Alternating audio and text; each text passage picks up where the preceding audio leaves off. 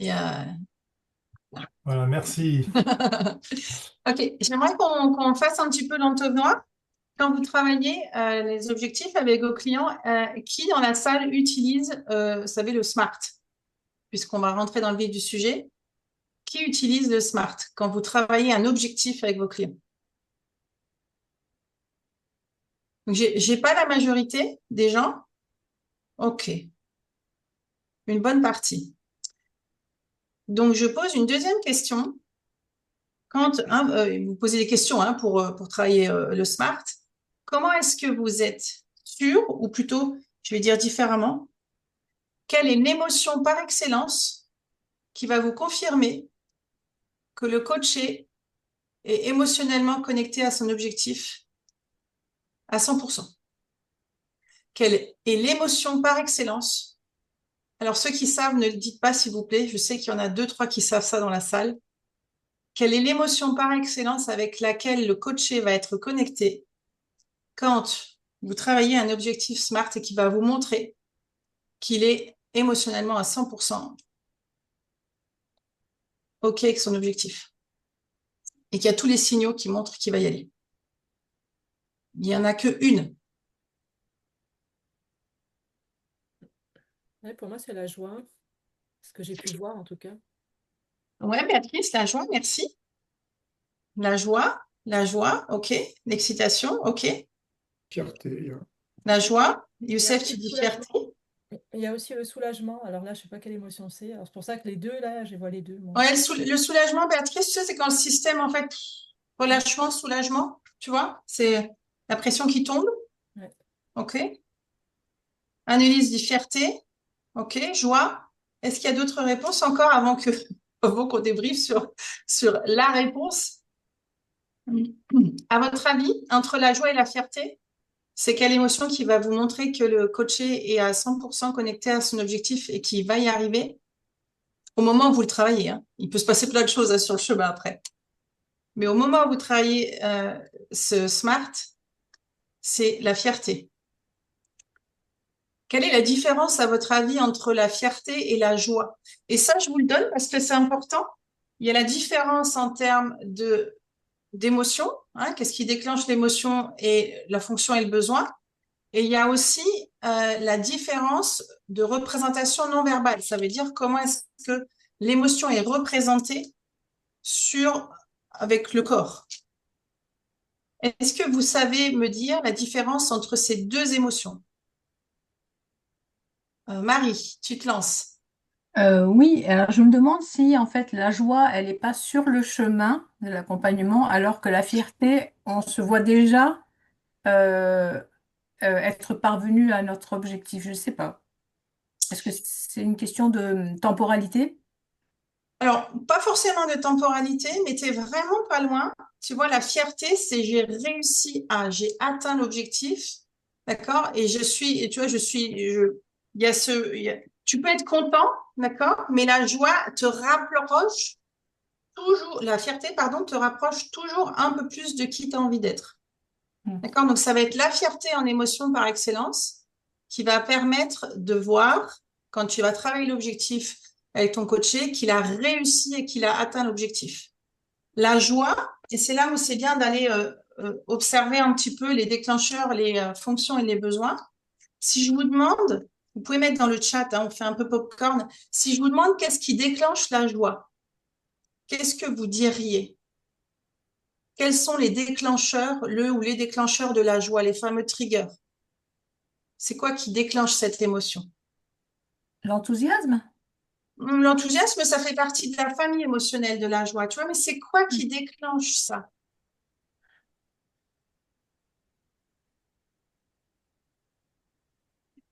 Alors, vous avez répondu, hein, ce qui déclenche la joie, un des déclencheurs de la joie, c'est effectivement, oui, l'atteinte, hein, j'ai réalisé un objectif. Oui, aussi, d'accord? Un des déclencheurs de la joie, c'est j'ai un objectif et je l'ai réalisé. D'accord? Un autre déclencheur de la joie, ça peut être je réalise mes souhaits. Hein, je vous donne un exemple. Par exemple, vous avez les enfants qui font une liste de cadeaux de Noël et qui reçoivent le cadeau qu'ils ont mis sur la liste.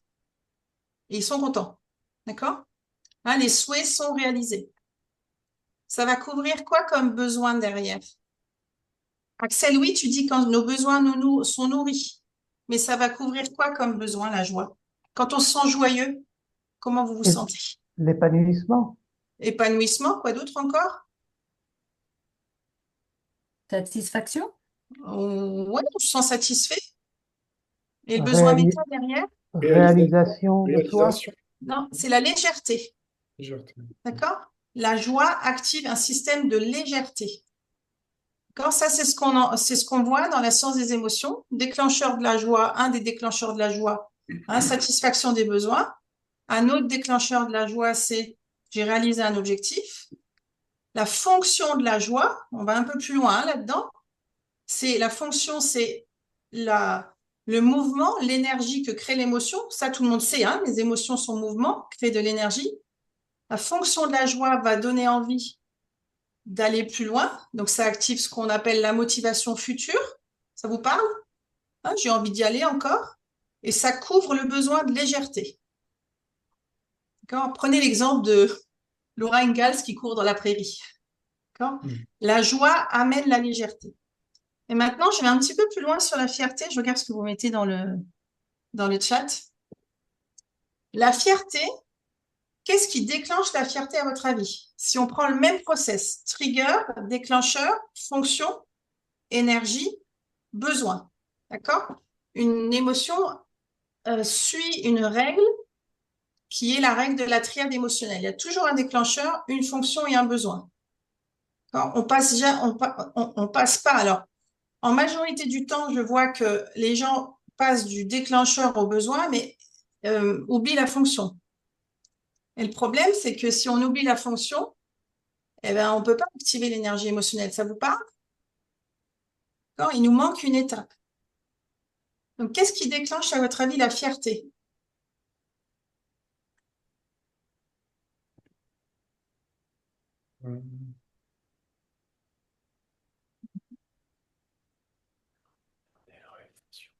C'est presque la réalisation de Catherine.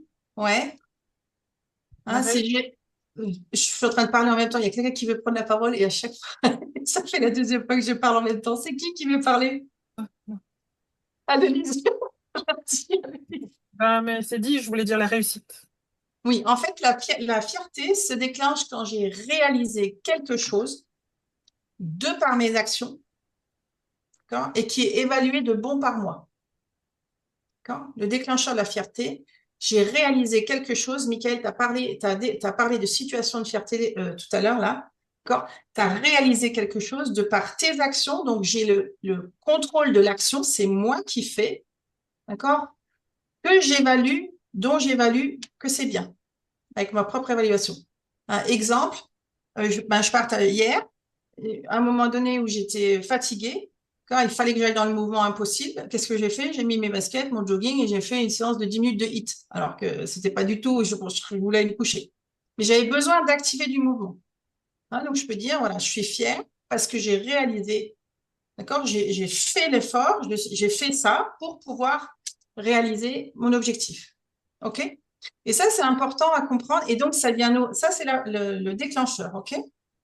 La fonction de ça, donc la fonction de la fierté, c'est de donner finalement l'énergie pour avancer toujours un peu plus près de mon moi idéal. C'est intéressant parce que finalement, je me rapproche de mon moi idéal, mais à chaque fois que je l'ai attrapé, qu'est-ce qui se passe? Ben, il y a mon nouveau moi idéal qui arrive. D'accord? Donc, ça me fait faire toujours un pas en avant de plus pour rejoindre mon moi idéal, pour couvrir finalement le besoin de réalisation de soi. Ça vous parle? Donc, bien sûr que quand j'ai réalisé un objectif, je peux être en joie. La joie va me donner la motivation pour continuer. OK? Mais c'est la fierté qui va m'amener toujours un peu plus vers qui je suis. D'accord? Et qui je veux être. Donc, quand on travaille un objectif, et ça, c'est vraiment quelque chose je fais très attention à ça. Quand je travaille un objectif et que je visualise un objectif avec mon coaché, D'accord? Je fais attention à voir quand il me dit, voilà, c'est là que je veux aller. Hein. Et quand vous avez probablement travaillé aussi avec des questions de dissociation, comment est-ce que tu remarques que tu as atteint ton objectif? Ça vous parle? Hein, décris-moi comment est-ce que tu remarques de manière extrêmement concrète que tu as atteint ton objectif. À ce moment-là, il y a une émotion que j'ai envie de voir, c'est la fierté. Parce qu'avec tout ce que je vous ai donné avant, d'accord, elle me montre qu'il est arrivé là où il avait décidé d'être. D'accord? Et c'est évalué aussi de bon pour lui. Et donc, elle va donner une énergie qui donne envie de recommencer encore, encore et encore. Ça vous parle? Donc, elle nourrit clairement le besoin de réalisation de soi. Donc, ça, c'est le premier point. Alors, je dis pas que la joie, elle donne pas des indications et qu'elle n'est pas moteur. Hein. Je dis pas ça. Hein. Mais entre les deux, pour ceux et celles qui connaissent, j'ai vu qu'il y avait pas mal de gens qui me suivaient, le motif Compass, qui est un modèle émotionnel. Je fais très rapide. Hein. Ici, on a des systèmes de motivation. Ici, on a ce qu'on appelle le système de légèreté. Et ici, on a le système de réalisation de soi.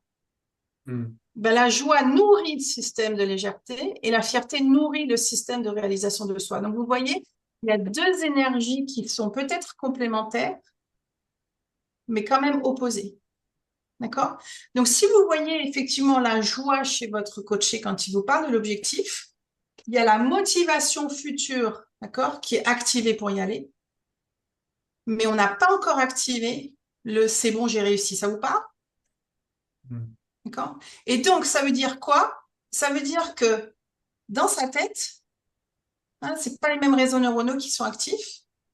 Et si c'est le c'est bon, j'ai réussi, j'ai déjà commencé à ouvrir des connexions neuronales qui sont connectées à une émotion qui est la fierté, parce que c'est très précis. C'est clair pour vous?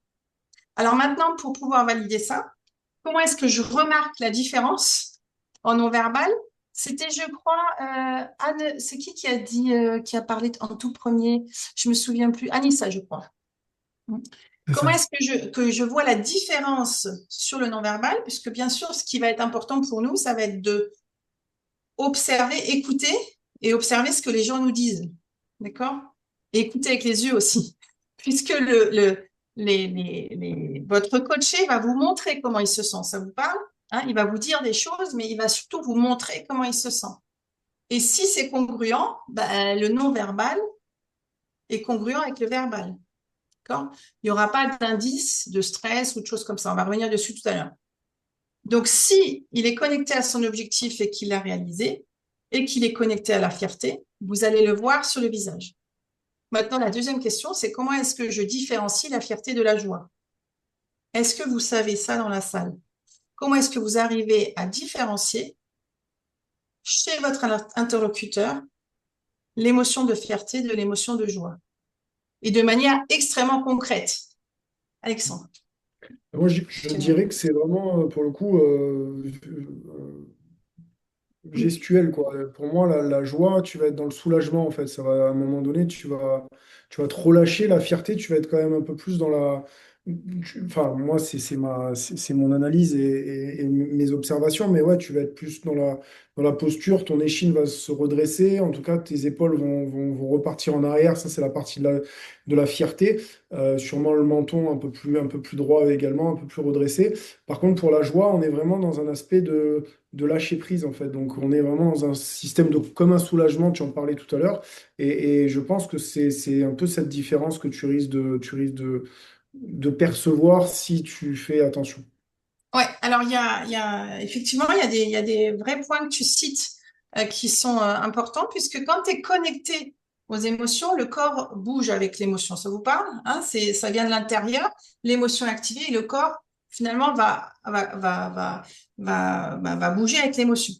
Donc, en termes de posture, d'accord, la posture, elle sera pas forcément pareille. Hein? On a, comme tu disais, Alexandre, on va avoir les épaules déjà relevées, les épaules plus droites. Rarement, quand on est en posture de fierté, on est comme ça, sauf si on a un problème de dos.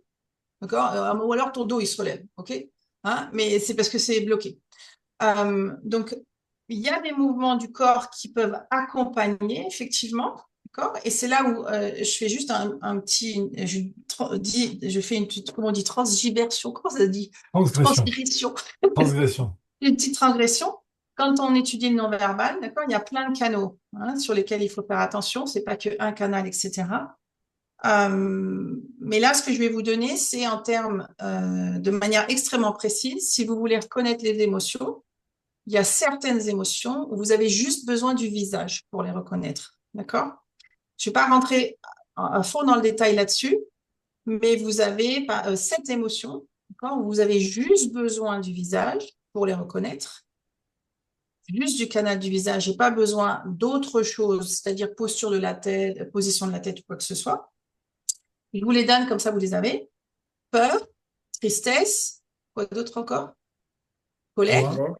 joie, Colère, peur, tristesse, colère, joie, Surprise, encore, dégoût, dégoût, surprise, dégoût. dégoût.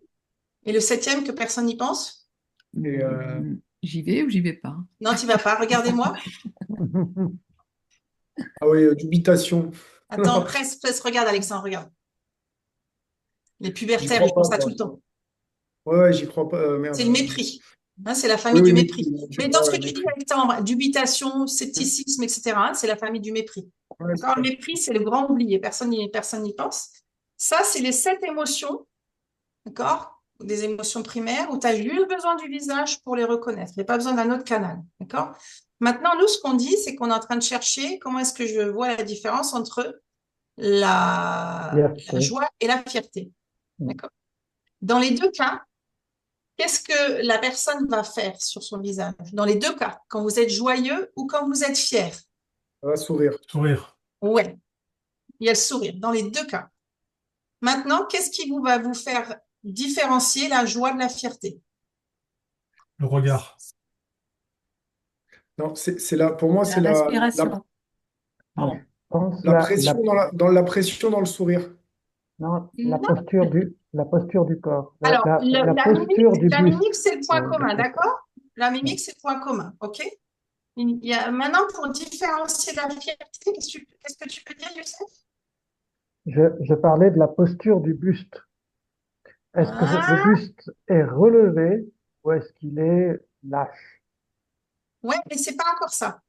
Parce que tu Bien. peux très bien relever le buste pour autre chose, d'accord? Mais quelle est la caractéristique de l'émotion de fierté? Bon, je sais que je suis pas sûre qu'il y ait des réponses dans la pièce.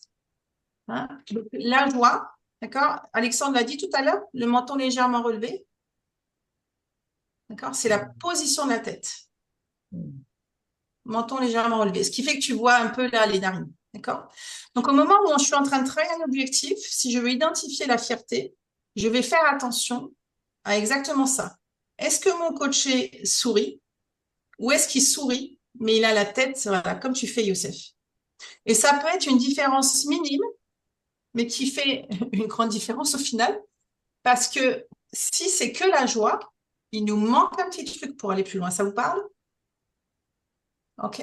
Donc, observez bien vos coachés, suivant la phase dans laquelle vous êtes dans le travail de l'objectif.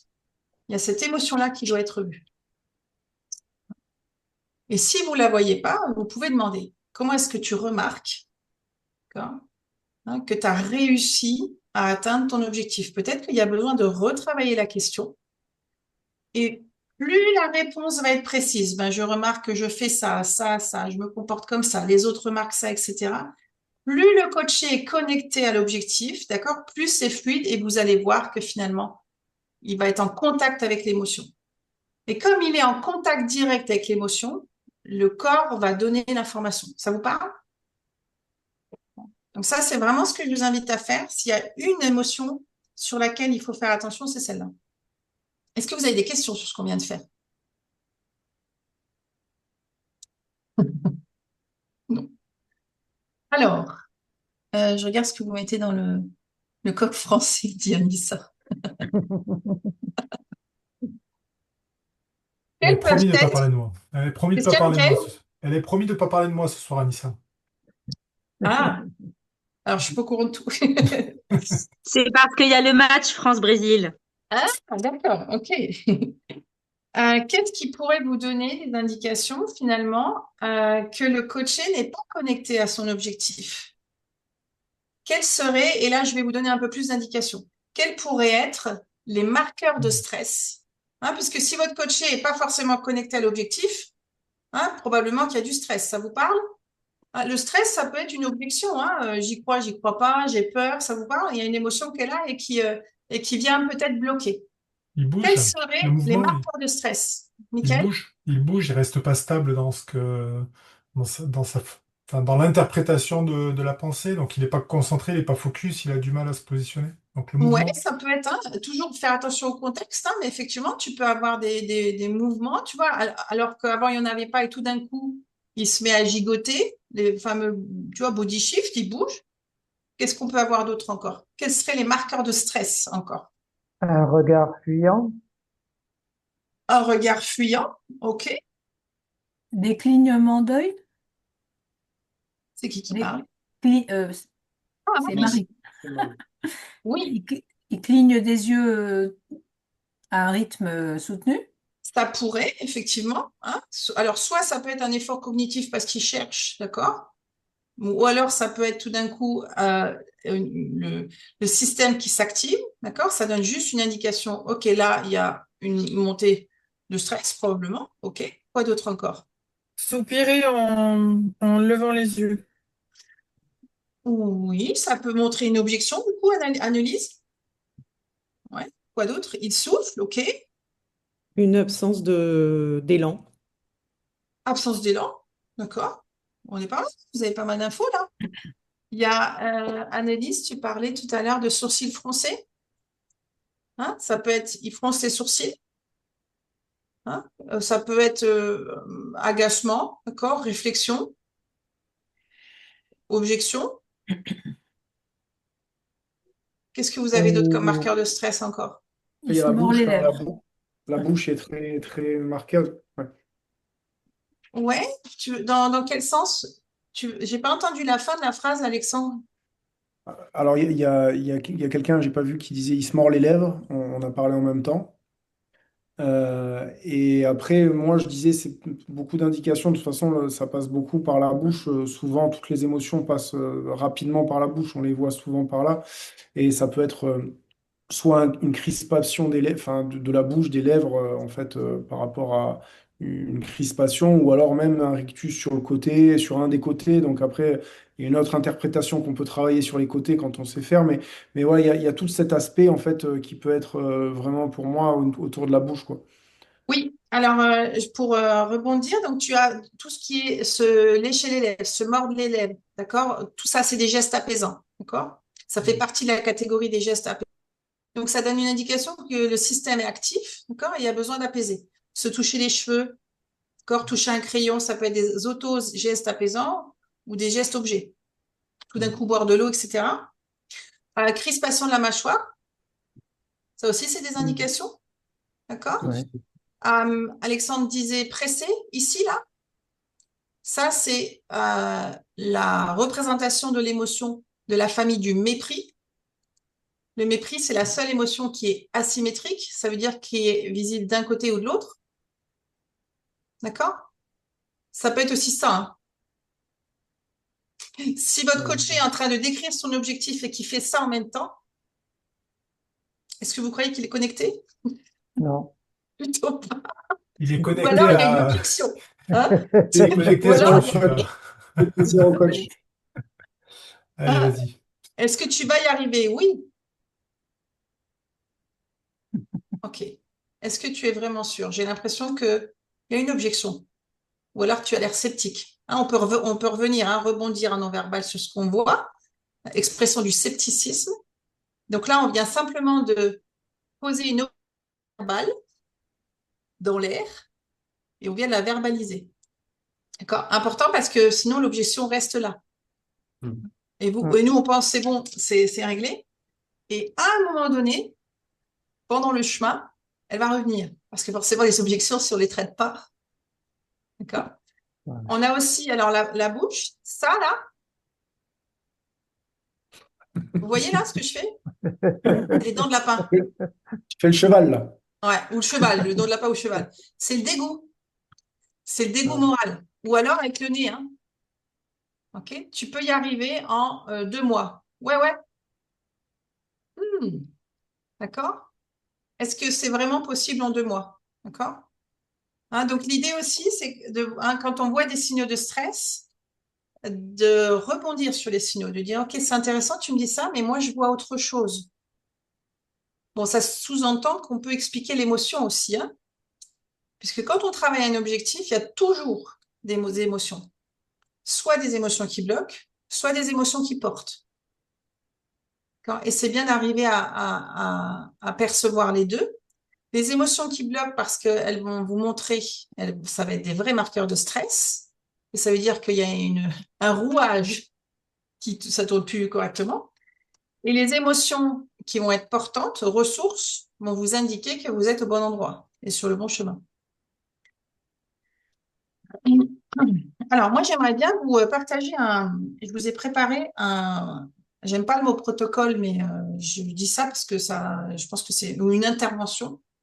Comment est-ce qu'on pourrait travailler un objectif SMART en utilisant les émotions? J'aimerais bien vous le proposer pour que vous l'observiez. Il est déjà 21h18, ça passe à une vitesse. Qu'on débriefe et j'aimerais bien qu'on fasse un petit exercice où vous vous entraînez. Est-ce que vous avez envie que ce soit très pratique? Ouais. Oui. Là, il faut que tout le monde montre la joie sur les critères qu'a demandé Corinne, sinon on ne fait pas l'exercice. Je vous le dis. J'observe tout le monde. Non, mais comme on est 19, mais je ne sais pas si tout le monde pourra aller en petit groupe. Alors, avant ça, j'aimerais vous partager, je voudrais vous montrer une slide parce que c'est quand on parle d'émotions, d'accord, et qu'on travaille avec les émotions, c'est important de comprendre comment les émotions fonctionnent et c'est important aussi de comprendre comment ça se déclenche, d'accord, chez notre coaché et notamment quand ça pose du stress. Quand c'est portant, on se pose pas trop la question, d'accord? Mais je voudrais rebondir sur une chose. Quand il y a du stress et comment est-ce que vous pouvez faire pour réguler ça, pour pouvoir continuer à avancer, d'accord, avec votre coaché. Parce que quand il travaille un objectif et que tout va bien, il est sur sa route émotionnelle du oui, d'accord, et il avance sur sa route, ok? Par contre, à un moment donné, quand il y a une objection ou quand il y a du stress, il y a une ou plusieurs parties de lui qui quittent la route. D'accord? Lui, il veut y aller, mais il n'y a pas tout le monde qui est là à l'intérieur, toute l'équipe. Il y a une partie qui s'est sauvée, qui est en train de se faire la balle à côté. Et l'idée pour nous, c'est de comprendre qu'est-ce qui se passe à ce moment-là, même au niveau du cerveau, et comment est-ce que je fais pour la récupérer, pour que je puisse avoir tout le monde sur le chemin. Ça vous parle ou pas ce que je dis? D'accord? Et pour ça, il y a une chose qui est importante à comprendre, c'est notamment comment est-ce que fonctionne le stress, d'accord, avec le cerveau, et pourquoi c'est important de regarder le visage, au-delà de regarder n'importe quelle autre partie du corps. Alors, attendez, je partage mon image là, parce que j'ai une jolie image à vous partager. Tiens, je vais faire ça. Je vais le faire en 2 fois.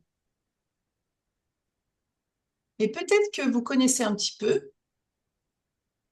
Si jamais ce que je vous dis, vous le savez déjà et que vous avez l'impression de déjà vu et que vous avez l'impression de perdre du temps, s'il vous plaît, faites-moi signe et on passe tout de suite à autre chose, d'accord? Donc, et après, ce que je dis, on le pose, d'accord, dans du concret sur le protocole sur l'intervention, d'accord? Pour comprendre un peu comment fonctionne le cerveau avec le stress, je voudrais vous amener dans l'univers du cerveau.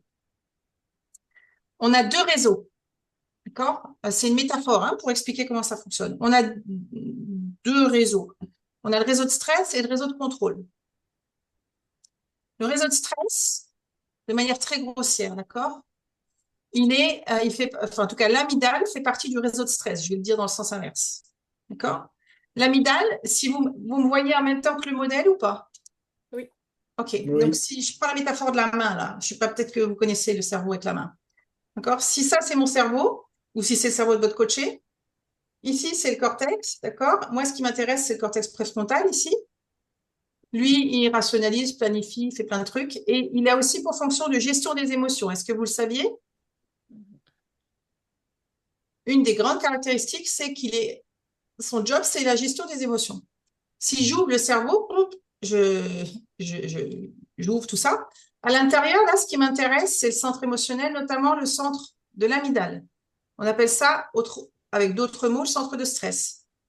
Si je descends un peu plus loin, j'ai tronc cérébral, moelle épinière, etc. Tout ça, c'est pas ça qui m'intéresse. Ce qui m'intéresse, c'est l'amygdale. Pourquoi? Parce que de manière grossière, quand on a du stress, qu'est-ce qui se passe? Elle s'active. Je referme ma main. Imaginez, vous êtes dans une situation où tout d'un coup, vous êtes déclenché, vous avez peur. L'amygdale se déclenche. OK? Ce qui est intéressant avec ces deux réseaux-là, c'est qu'ils se battent les ressources tous les deux. Ils ne fonctionnent pas ensemble. C'est soit l'un, soit l'autre. Donc, quand l'amygdale se déclenche, elle pousse, elle pousse, elle se pousse, pouf, elle fait sauter le cortex. D'accord? Qui fait que, oh mon Dieu, ou alors je me mets en colère. Chérie, t'as fait l'aspirateur? Ah bah non, c'est bon, c'était pas mon tour, je l'ai déjà fait hier et puis toute la semaine. Ah, t'aurais pu le faire, toi. Et tout d'un coup, 2 minutes après, excuse-moi, je voulais pas dire ça, c'était sous le coup de la colère. Vous connaissez ça? Bon, c'est peut-être pas l'aspirateur, ça peut être autre chose, hein. Qu'est-ce qui s'est passé? L'amygdale se déclenche. Je dis, je dis sous le coup de l'émotion. Et quelques minutes après, je reprends mes esprits, ça vous parle? Ah, mais je voulais pas dire ça. Le fameux mode automatique. D'accord? Donc ici, ces deux réseaux-là, vous voyez, quand on a du stress, l'amygdale se déclenche et elle déconnecte le cortex préfrontal, ce qui fait que je ne suis pas en capacité finalement de gérer. Et bien sûr, hein, il y a ce qu'on appelle la régulation émotionnelle où on réactive le cortex pour que lui fasse baisser l'amygdale. Ça vous parle? Donc quand on a du stress, c'est ce qui se passe. Votre coaché, boum, tout. Et quand on travaille des objectifs, si à un moment donné, d'accord, il y a du stress, il se passe ça dans sa tête. L'amygdale prend les commandes et il n'y a plus il y a plus de liaison, il n'y a plus de travail entre les deux. Donc je vais devoir réguler. Scepticisme, émotion désagréable, poup. Et pourquoi je vous dis ça? Parce qu'il y a un lien qui... alors, ça marche dans les deux sens. Si lui, il est actif, il fait baisser l'amygdale. Si l'amygdale s'acclenche, il fait sauter le cortex. D'accord? Mais bon, la bonne nouvelle, c'est qu'on peut faire l'inverse aussi. Pourquoi je vous dis ça? Parce que j'arrive sur une autre diapo. C'est celle-là. Là. C'est que les muscles mimiques, je vous parlais du visage tout à l'heure, et vous me dites si c'est pas clair pour vous, les muscles du visage sont reliés au 7e nerf crânien. D'accord? Ça veut dire que quand j'ai du stress, qu'est-ce qui se passe à votre avis? Quand j'ai une émotion qui s'active, elle se montre sur Le visage. le visage. D'accord? Que j'en sois conscient ou pas. C'est pour vous et moi tout pareil. Ça veut dire qu'on envoie des signaux régulièrement qui montrent comment on se sent. D'accord? Et c'est là où on rentre dans l'univers, vous savez, des fameuses micro-expressions. On envoie des expressions émotionnelles très rapides qui nous montrent comment on se sent, qu'on en soit conscient ou pas. Et quand on a du stress, de toute façon. D'accord? Et c'est pour ça que je vous dis que c'est important d'observer le visage, la mimique, parce que c'est elle qui va vous montrer comment la personne se sent. Il y a deux canaux qui montrent comment est-ce qu'on se sent en termes d'état émotionnel. Les canaux majeurs et royaux, c'est la voix, tu le disais Anne-Lise, le son, la voix, les cordes vocales, et la mimique, avant tout le reste. Bien sûr, si tu es triste, tu vas forcément avoir une posture avec les épaules peut-être qui vont descendre. Rarement triste avec droit comme un coq. Est-ce que vous avez des questions là-dessus? Non? Ça vous semble clair? Ok. J'ai une question pour vous avant de continuer parce que maintenant, j'aimerais bien vous montrer finalement le... Je vais arrêter mon écran. J'aimerais vous montrer le modèle d'interprétation. Qu'est-ce qu'il y a, Michael? C'est Anissa. Elle m'envoie des bêtises. Ah, ok. Non, en fait, c'est vrai ce que tu dis pendant que tu l'expliquais, en fait, ce côté émotionnel. Je me projette, en fait, dans les dernières situations stressantes que j'ai eues où je me suis dit que l'autre en face devait forcément voir ce que je véhiculais, en fait. Alors, la bonne nouvelle, je ne sais pas si c'est une bonne nouvelle, Michael. On a des statistiques hein, qui montrent qu'une émotion sur deux est soit pas reconnue, soit mal interprétée. Donc, Ah, c'est pas une d'accord. très bonne nouvelle. Ça veut dire qu'en fait, le public, moi, c'est un peu violent ce que je dis, mais on est un peu tous des taupes. Hmm. Donc, en gros, ça Ouais. veut dire qu'on voit pas comment les gens se sentent. Et ça, c'est un vrai problème, hein, Ouais, puisque c'est quand tu travailles l'individualisation. notamment... Qu'est-ce qu'il y a, Alexandre? Non, non, c'est l'individualisation permanente actuelle. Donc, c'est aussi beaucoup ça. Après, c'est juste une réflexion qui me venait. C'est intéressant, c'est très intéressant ton schéma. Et d'ailleurs, je fais une petite parenthèse. Et là, le côté fierté va apparaître. D'ailleurs, je souhaite à vous faire remarquer quand même la qualité de la soirée et la qualité de l'intervenante. Et on en remercie énormément de ce nouveau partenariat avec Corinne parce que je bois. Du petit lait depuis que tu as pris la parole. Donc, merci beaucoup pour ta confiance, pour ta présence et pour cette soirée qui est plus que riche.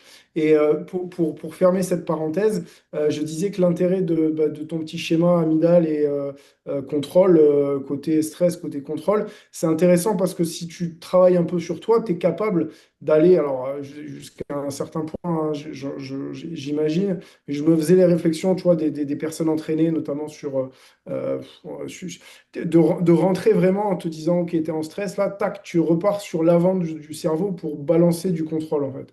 Et pour justement cacher tes émotions en fonction des contextes, en fonction de plein de choses. Mais c'est intéressant à conscientiser ça. Je trouvais ça assez intéressant. Et Oui, aussi à remarquer, et inversement à remarquer. Parce qu'on a des gens qui oui, sont capables de le faire. En vente, c'est beaucoup de travail sur de la PNL et beaucoup de la travail sur des micro-expressions, ce genre de choses, plus le corps, etc., qui se détecte beaucoup.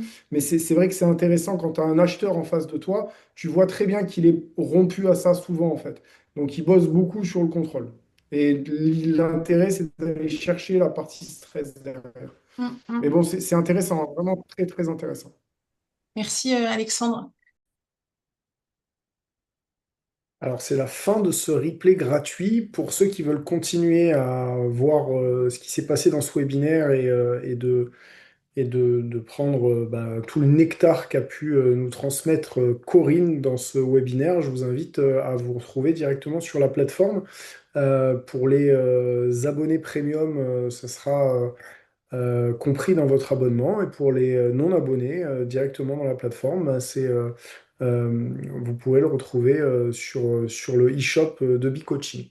Donc, je vous donne rendez-vous sur BeCoaching pour la suite si vous voulez en connaître davantage sur ce webinaire. Bonne soirée, bonne journée.